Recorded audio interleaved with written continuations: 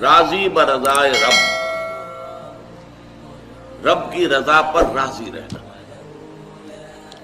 یہ بات کہ جو بھی کچھ ہوا یا ہوگا وہ اذن رب کے بغیر نہ ہوا ہے نہ ہو سکتا ہے، یہ تو ایمان کا منطقی تقاضا ہے۔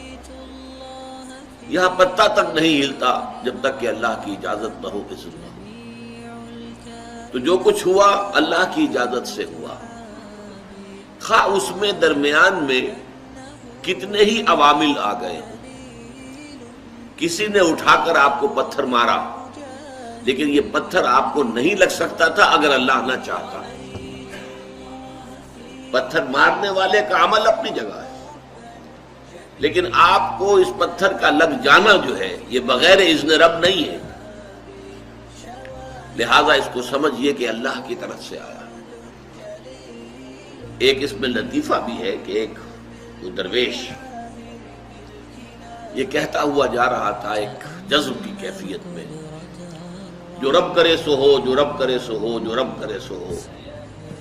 ایک شخص نے اٹھا کر اس کے سر پہ پتھر نے مارا، اس نے پلٹ کر دیکھا تو شخص نے کہا مجھے کیا دیکھتے ہو، جو رب کرے سو ہو۔ اس درویش نے جواب دیا کہ یہ پتھر مجھے تو رب کے مارے ہی لگا ہے، لیکن میں دیکھ یہ رہا تھا کہ بیچ میں منہ کس کا کالا ہو گیا، کس نے اپنے لیے جو ہے وہ عذاب اللہ کا کما لیا، ورنہ مجھے بہرحال یہ پتھر لگا ہے تو اس میں اذن رب شامل ہے۔ اچھا، اب جو شے اذن رب سے ہو رہی ہے، بندہ مومن کا اگر اپنا تعلق اللہ کے ساتھ مخلصانہ ہے، اس میں منافقت نہیں ہے، اس میں ریا نہیں ہے، اس میں دھوکہ نہیں ہے، اس میں فریب نہیں ہے، مخلصین لہ الدین، تو اللہ تعالیٰ کا تعلق بھی اس کے ساتھ ریسیپروکیٹ کرتا ہے۔ اللہ تعالیٰ انا عند ظن عبدی بی، حضور یہ اللہ کا قول ہے حدیث قدسی میں کہ میرا بندہ میرے بارے میں جو کچھ گمان کرتا ہے میں وہی سلوک اس کے ساتھ کرتا ہوں۔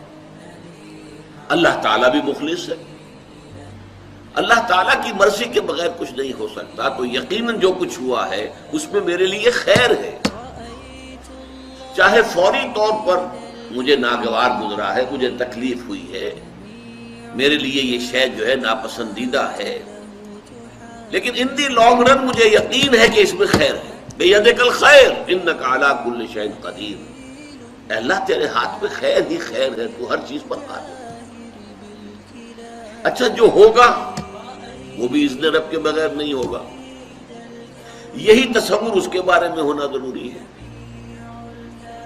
اسی کا نتیجہ یہ نکلتا ہے جس کو قرآن مجید بار بار کہتا ہے، بار بار کہتا ہے، بار بار کہتا ہے، لا خوف علیہم ولا هم یحزنون۔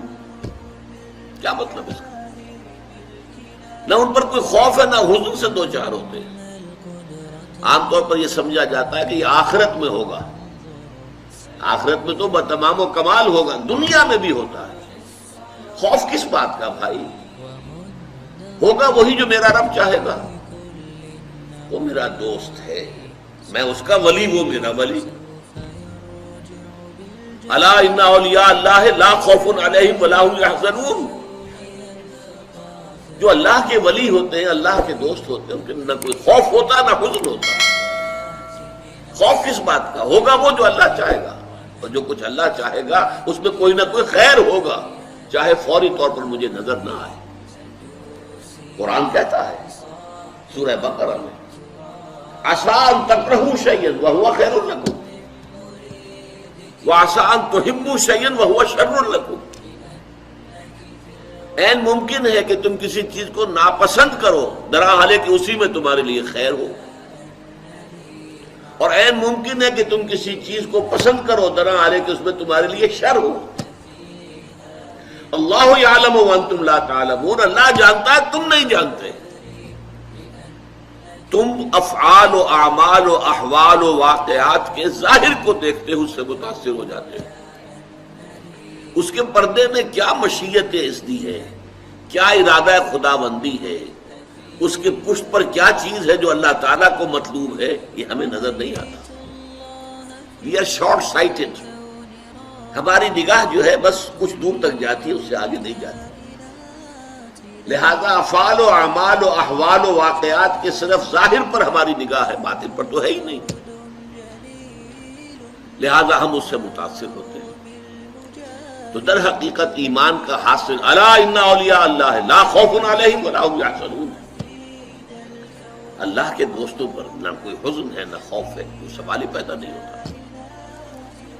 اسی طریقے سے قرآن مجید جو ہے بلند ترین مقام جو انسان کا ہو سکتا ہے، اس کی تعبیر کے لیے الفاظ استعمال کرتا ہے رضی اللہ عنہم ورضوا عنہ. اللہ ان سے راضی ہو گیا، وہ اللہ سے راضی ہو گئے. یہ باہمی رضامندی ہے، دو طرفہ. دو طرفہ اللہ کے ساتھ تعلق ہوتا ہے، دو طرفہ تعلق ہوتا ہے. تم اللہ سے محبت کرو گے، اللہ تم سے محبت کرے گا. تم اللہ کے ساتھ مخلص ہوگے، اللہ تعالیٰ تمہیں واقعتاً اپنا مخلص بندہ بنا لے گا. تم اللہ کی طرف چل کر آؤ گے، اللہ تمہاری طرف دوڑ کر آئے گا. تم بارش برآؤ گے، اللہ ہاتھ بڑھائے گا. تم اسے محفل میں یاد کرو گے، اللہ اس سے کہیں بہتر محفل میں تمہارا تذکرہ کرے گا، ملائکہ مقربین کی محفل میں. تم اللہ کو اپنے دل میں یاد کرو گے، اللہ اپنے جی میں تمہیں یاد کرے گا. یہ دو طرفہ معاملہ ہے. تم اللہ کی مدد کرو گے، اللہ تمہاری مدد کرے گا. ان تنصروا اللہ ینصرکم ویثبت اقدامکم. اگر تم اللہ کی مدد کرو گے، اللہ کی مدد سے مراد کیا؟ اللہ کے دین کی مدد، اس کی نصرت. اللہ تمہاری مدد کرے گا. یہ رضی اللہ عنہم ورضوا عنہ سورہ مائدہ میں بھی آ رہا ہے، سورہ توبہ میں، سورہ مجادلہ میں، سورہ بینہ میں 4 مرتبہ ہے. دین کی بات پھیلانا صدقہ جاریہ ہے. ثواب کی نیت سے ویڈیو کو شیئر